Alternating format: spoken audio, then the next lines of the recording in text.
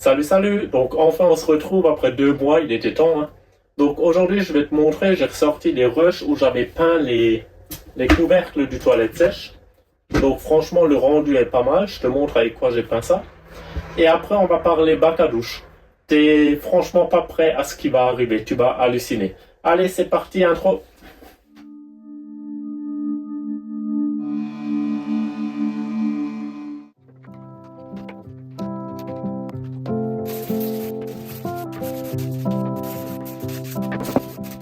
Là, je vais peindre au pistolet les trappes du toilette sèche. En fait, je garde le tire-fil qu'il y a dans les gaines. C'est les gaines électriques que j'ai passées partout. Dedans, tu as un tire-fil. Tous ceux-là, je les ai gardés. Ça me permet d'accrocher les pièces pour faire la peinture au pistolet.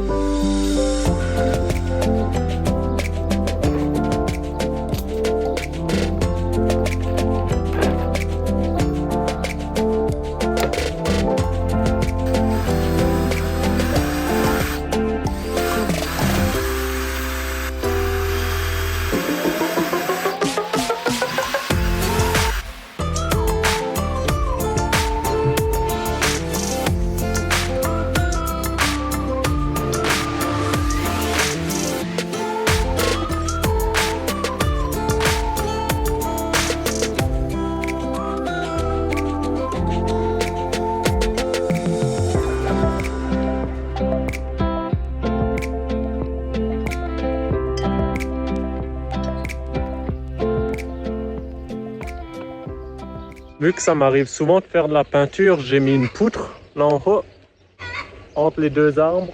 Tous les 20 cm, il y a un crochet. Au moins, je peux accrocher mes pièces assez rapidement, tu vois. Et la poutre, elle reste en place, été comme hiver. Voilà, c'est bricolage, mais c'est pratique. Voilà, et ça, c'est mon établi mobile, parce que j'aime bien souder, meuler à l'extérieur, à l'ombre.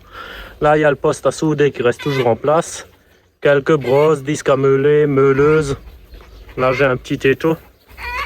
L'établi, il y a 35 mm ou 40, non 35 je crois, de bardage. Et dessus, une tôle de 4 mm. Donc, ça fait un truc vachement solide. Et l'avantage d'avoir un établi en tôle, c'est que la masse du poste à souder, je l'ai relié là. Ça, c'est la masse du poste. Donc, quand je pose ma pièce à souder là-dessus, je n'ai pas besoin de m'embêter à venir brancher une masse. La base de l'établi, c'est une remorque. Donc, tu as un essieu. Tous les essieux tournent, donc tu arrives super bien à manœuvrer. Là, j'ai mis des pieds pour le stabiliser. Voilà, tout simplement, mais comme toujours, pratique.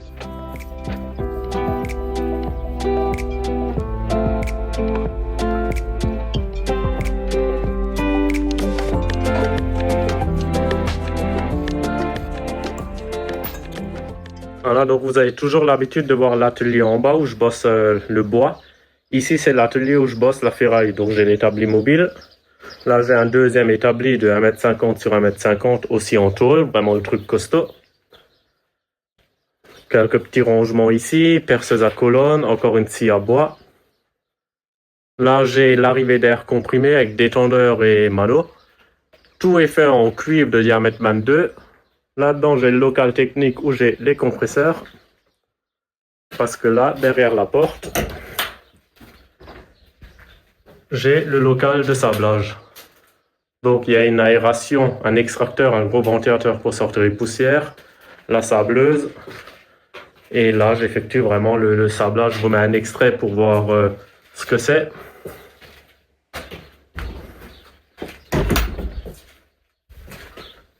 Donc voilà, et quand je meule ou je soude, j'aime bien sortir l'établi là, dehors, le faire à l'ombre. Au moins il y a de l'air, c'est beaucoup plus plaisant. Voilà, je vais laisser sécher ça quelques heures, au moins jusqu'à ce soir. Et là, vous m'avez vu peindre, c'est à l'airless. Donc c'est pas un pistolet à peinture où tu viens avec de l'air comprimé, c'est un piston. En fait, si tu veux, c'est comme un Karcher, mais au lieu de projeter de l'eau, ça projette de la peinture. Voilà, donc dehors, il y a moins de... Parce qu'un pistolet de carrossier, ça fait vraiment de la brume assez fine. Si tu peins dehors, le vent, il t'emmène plus de peinture que ce qui va sur la pièce. Bon, en tout cas, tu vois, la peinture de mes trappes, franchement, ça c'est bien fait. Ça a de la gueule, non? Dis-moi ce que t'en penses.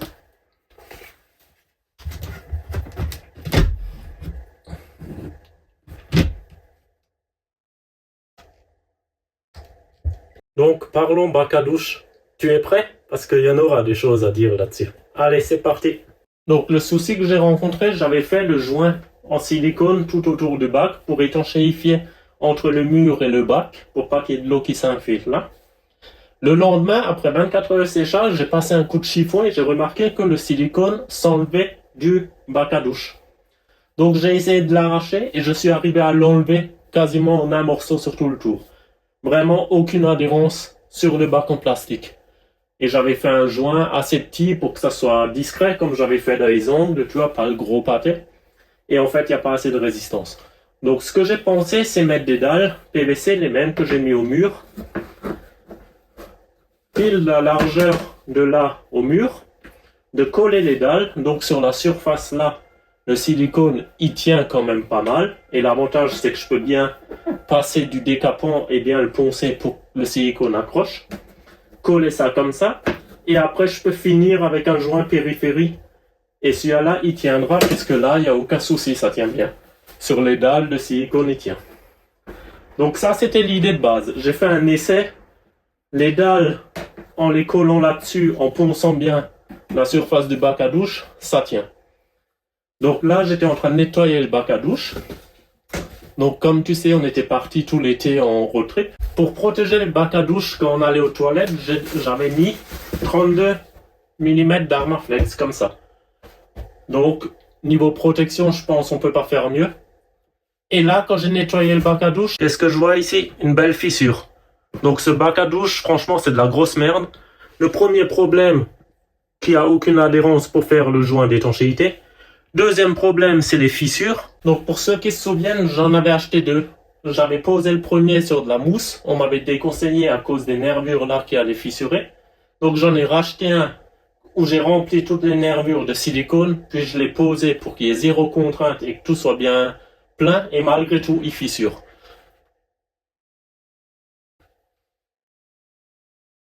Donc j'ai l'impression que plus les produits sont adaptés pour camping-car, mais plus c'est de la merde. Que ça soit certains lanterneaux de certaines marques que je citerai pas. Et bref, je vais pas trop rentrer dans les détails, il y aura une vidéo dédiée là-dessus parce que franchement j'en ai marre. Matos camping-car, c'est de la daube. Donc là, le bac à douche, je vais l'arracher, je vais en laisser faire un sur-mesure en inox. Et là, au moins, je suis sûr, il n'y aura pas de la merde dans la douche. J'ose même pas imaginer ceux qui achètent un camping-car avec que du matos de merde comme ça, aménagé en usine par des gens où le seul intérêt c'est de gagner des thunes. Donc je suis bien content de faire mon fourgon moi-même. Au moins, s'il y a des choses mal faites, ça tient qu'à moi. Et dans la mesure du possible, ça peut pas être pire que des conneries comme ça. Putain, ouais, désolé, je suis saoulé, mais ça casserait au bout de 2-3 ans. Et d'utilisation intensive H24, je comprendrais. Mais là, on est parti 2 semaines dans les Vosges, 2 semaines en Auvergne, et le bac, il a déjà pété. Donc non, désolé, c'est clairement pas envisageable. Je vais noyer le fourgon avec un truc comme ça. T'imagines, il y a une fuite, ça s'infiltre sous le plancher. Mais là, t'es bon à tout arracher.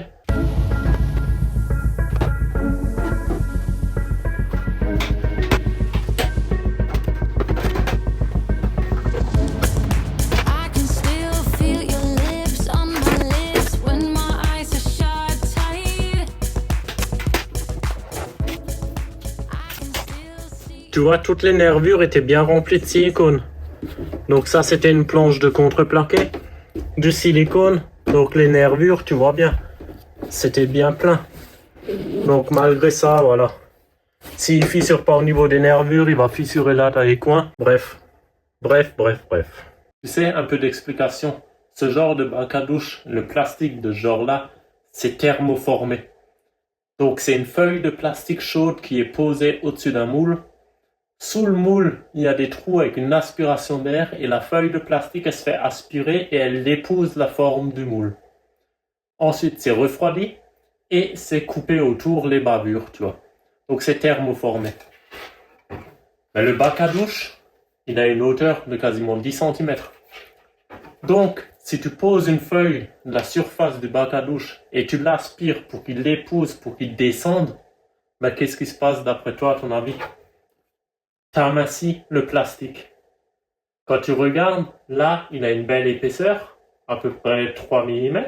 Mais là où le plastique se fait aspirer, il te reste même pas 1 mm. Je vais chercher un pied à couler, je vais mesurer. Donc, à la surface plane, je mesure, j'ai 3 mm. À l'œil, c'est pas mal. C'est l'usinage qui parle, hein, l'expérience. Et là, dans les recoins, voilà, 1 mm.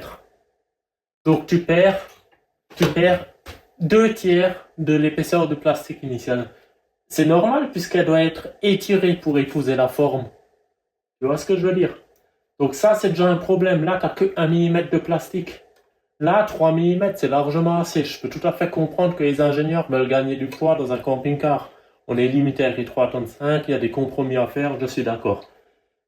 Mais avoir une surface finale de 1 mm sur un plastique cassant comme ça, c'est pas possible. C'est pas possible. T'as l'impression que c'est un jouet pour gosse, le truc. Ensuite, le deuxième problème du thermoformage, c'est l'aspect. Il n'y a aucune colle qui tient. T'as bien vu quand je t'ai montré le fond.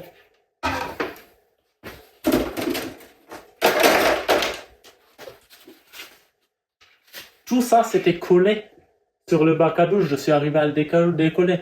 Tu vois un peu la surface de Sika et je suis arrivé à le décoller. Donc, comment tu veux arriver à faire dans les angles un joint étanche? Explique-moi comment les ingénieurs ont pensé le montage d'un tel bac de douche. Il faut le couler dans une chape pour pas qu'il fissure? J'arrive pas à comprendre. Et comment ils font les joints d'étanchéité après autour si c'est un plastique où il n'y a aucune colle, aucun silicone qui tient? J'ai contacté Sika France, il n'a pas vraiment de solution pour ce genre de plastique, c'est un problème connu. Donc si Sika France n'a pas de solution, comment des ingénieurs peuvent encore continuer à fabriquer et à vendre ce genre de bac? Qu'on m'explique. Je suis allé un peu sur des forums de camping-car, toutes les douches qui sont thermoformées, les parois, le sol. Ceux qui ont des fissures, ils l'ont démonté, ils ont exactement le même souci.